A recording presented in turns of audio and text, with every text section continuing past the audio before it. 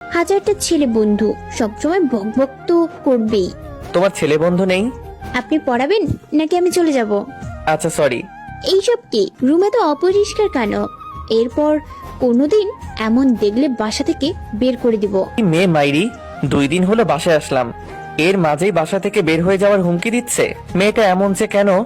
বাসায় নতুন আসছি, কই একটু ভালো করে কথা বলবে তা না, বাড়িওয়ালা হয়েছে বলে সবসময় ঝালির উপর রাখে।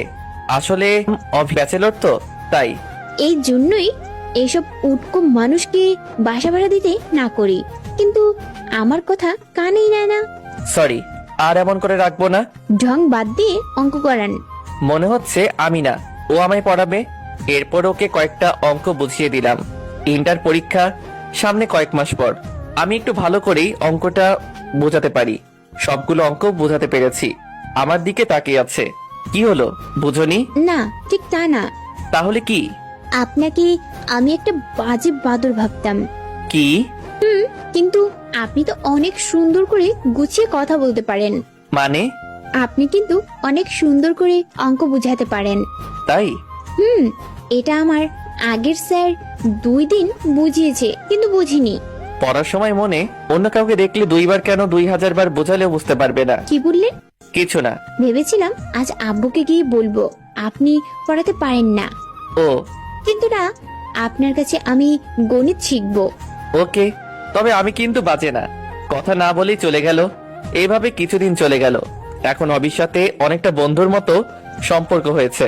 আর আঙ্কেল এখন আমায় অনেকটা নিজের ছেলের মতো মনে করে। তবে অভি মাঝে মাঝে একটু বখাটে মনে করে।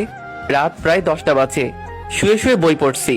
এত রাতে আবার কলিং বেল কে বাজায়? অভি তুমি এত রাতে? আর তোমায় এমন লাগছে কেন? আব্বু অসুস্থ। কি বলো?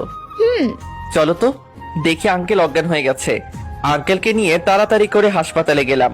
ডাক্তার ভালো করে দেখে বলল ভয়ের কিছু নেই, তেমন কিছু হয়নি। জীবনে প্রথম সেই দিন রাতে কোনো মেয়ে আমার বুকে মাথা রেখে কান্না করেছিল। পরের দিন দুপুরবেলা আঙ্কেলকে নিয়ে বাসায় আসলাম। সেদিনের পর থেকে আমি তাদের পরিবারের একজন হয়ে গেলাম। এখন আমায় আর নিজেকে রান্না করে খেতে হয় না, অভি রোজ রান্না করে দিয়ে যায়। আমি যদি ভুল করেও রান্না করি তবে আঙ্কেল বকে, তাই আর রান্না করি না। অবির চোখে এখন আমি একজন ভালো ছেলে। কয়েকদিন পরেই অবির ইন্টার পরীক্ষা, তাই আঙ্কেল বলছে ওকে সারাদিন সময় দিতে আর সব বিষয়ে সাজেশন দিতে। এখন নিজের পড়ালেখার থেকে অবির পড়ালেখাকে বেশি সময় দিতে হচ্ছে। একটা পরিবার যে আমার উপর এতটা নির্ভর হয়ে যাবে তা আমি কোনোদিন ভাবিনি।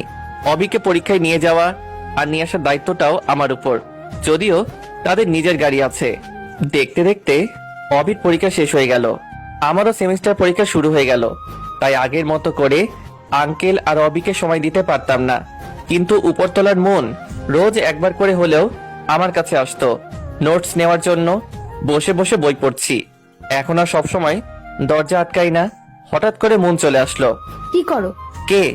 ও তুমি? চমকে গেছো? একটু বসো, ওই যে চেয়ারটা নাও। তোমার পাশে বসি। মানে কেন? একটা প্রশ্ন সমাধান করার ছিল। ও আচ্ছা, আসো বসো। প্রিয়াঙ্কা আর আমি বসে একটা প্রশ্ন সমাধান করছিলাম।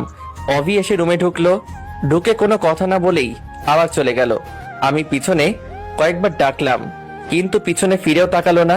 প্রিয়াঙ্কাকে প্রশ্নটা সমাধান করে দিয়ে আমি অভিদের বাসায় আসলাম। Calling bell বাজালাম। সচরাচর অভি দরজা খুলে দেয়, কিন্তু আজ আঙ্কেল দরজা খুলে দিল। সাগর, তুমি কি এখন খুব বিজি থাকো নাকি? সামনে পরীক্ষা তো আঙ্কেল, তাই একটু। ও, এখন কেন জানি বেশি আসো না? অভি কই আঙ্কেল? রুমে কেন, কোনো দরকার? না, ও আমার রুমে আসলো